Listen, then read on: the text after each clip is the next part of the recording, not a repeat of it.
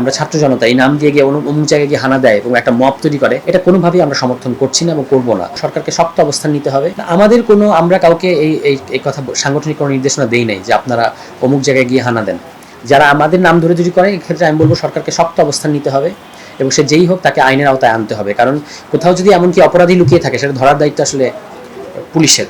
জনগণ সর্বোচ্চ ইনফর্ম করতে পারে পুলিশকে অমুক জায়গায় আছে, কিন্তু কেউ যদি কারোর নাম ধরে যে আমরা ছাত্র জনতা এই নাম দিয়ে গিয়ে অমুক জায়গায় গিয়ে হানা দেয় এবং একটা মব তৈরি করে, স্বাস্থ্যকর অল টাইম হানিকম সব সময় অল টাইম হেলদি লাইফ, এটা কোনোভাবেই আমরা সমর্থন করছি না এবং করবো না।